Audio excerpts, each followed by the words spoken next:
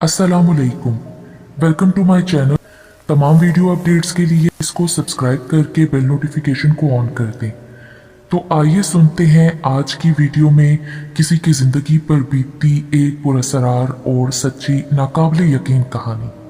रात का खाना तैयार करके मैं फारिग हुई तो बावर्ची खाने से निकलते हुए मेरी नज़र दीवार पर लगी घड़ी पर पड़ी। उफ, इतनी देर हो गई।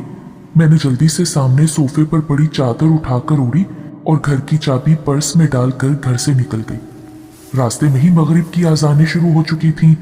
बच्चे कहेंगे आज मम्मा हमें ट्यूशन से लेना ही भूल गई। मैं सोचती हुई तेज तेज कदमों से उनके ट्यूशन सेंटर की जानिब बढ़ गई। मम्मा, आपने इतनी देर लगा दी?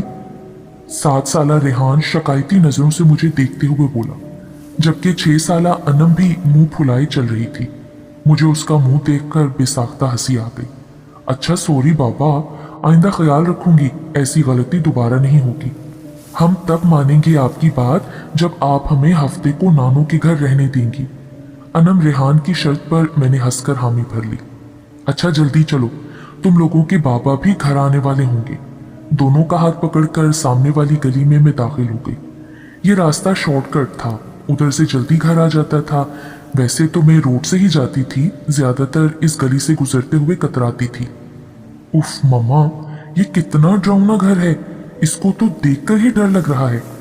रेहान हाउस नंबर 450 को देखते हुए बोला, जो बिल्कुल अंधेरे में डूबा हुआ था। अजीब वहशत बरस रही थी।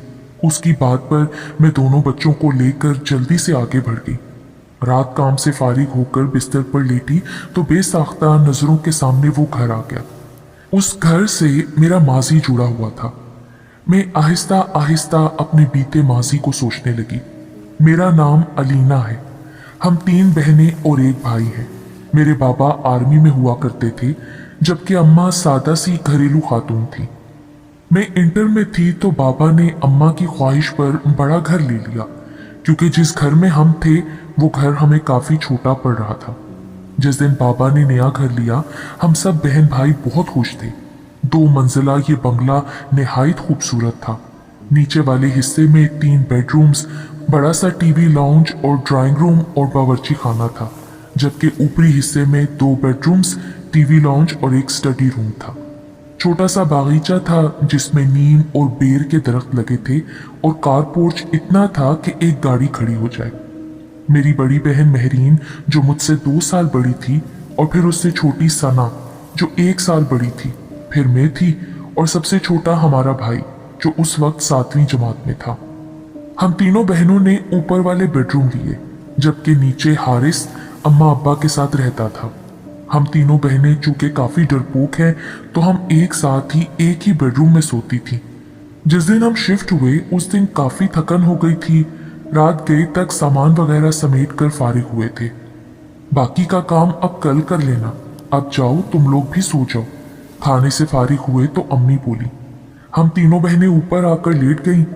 थकन इस कदर थी कि लेटते ही नींद आ गई। अभी सोए ज्यादा देर नहीं हुई थी मुझे कि नींद में ऐसा लगा कि कोई बाहर दरवाजा बजा रहा है। मैंने उठकर दरवाजा खोला तो सामने काली बिल्ली खड़ी मुझे घूर रही थी।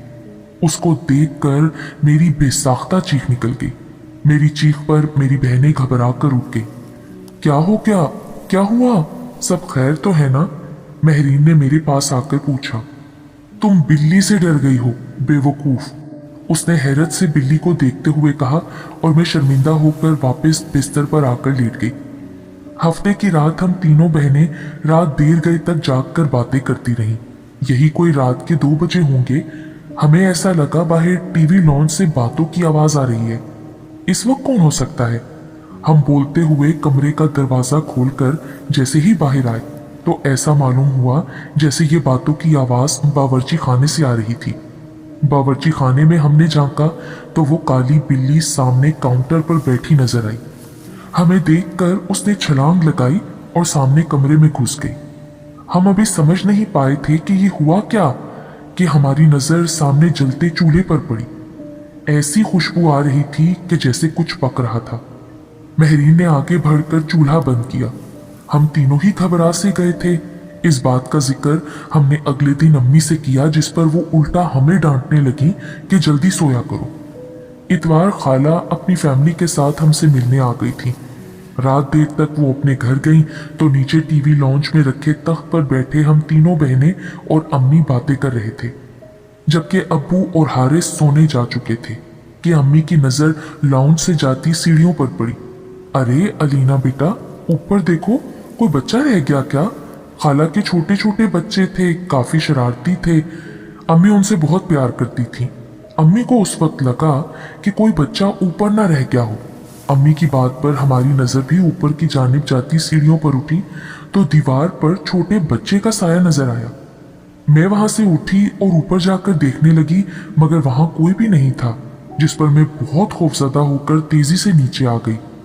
जब मैंने अम्मी को बताया कि ऊपर तो कोई भी नहीं है, तो अम्मी फिर चुप सी हो गई। हम सभी हैरान थे कि जब ऊपर बच्चा नहीं था तो वो साया किसका था। कुछ दिनों बाद बात आई गई हो गई।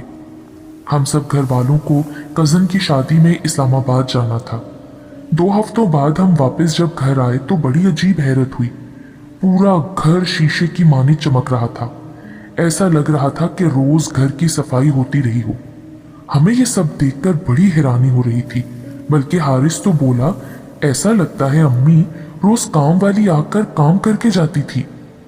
खैर, मैं मुंह धोने की गर्ज से गुसल खाने में गई तो गुसल खाने का गीला फर्श देखकर मुझे हैरत का एक झटका लगा। ऐसा लग रहा था जैसे किसी ने गुसल खाना इस्तेमाल किया हो। फिर तो ये मामूल बन गया। घर के अफराद घर से बाहर होते तो गुसल खाना भी इस्तेमाल होता और बावर्ची खाने में भी रात गए खट्टर पट्टर की आवाजें आती। हम लोगों को वो काली बिल्ली मुस्तकिल घर में घूमती हुई नजर आती। हम लोग अब आहिस्ता आहिस्ता इन बातों के जैसे आदी होते जा रहे थे कि एक दिन वो होलनाक वाकया रोनुमा हुआ, जिसके बाद हमने फौरन वो घर छोड़ दिया। रात के किसी पहर अम्मी की आंख खुली तो उन्हें महसूस हुआ कि छत पर कोई है। वो समझी हम बहनें सोने की बजाय गप्पों में मसरूफ हैं। वो दबे कदमों से छत पर आई तो वहां गोल दायरे में 10-12 अजीब शक्ल वाले लोगों को बैठे देखा। वो मंजर और वो लोग इतने खौफनाक थे कि अम्मी बेहोश हो गई। फजर की नमाज के लिए जब अब्बू उठे और अम्मी को कमरे में ना पाया तो लाउंज में आए। अम्मी लाउंज में भी नहीं थी। जब अब्बू की नजर सीढ़ियों पर पड़ी तो वहां अम्मी औंधे मुंह पड़ी हुई थी। अब्बू बहुत घबरा गए, अम्मी को उठाकर कमरे में लाए।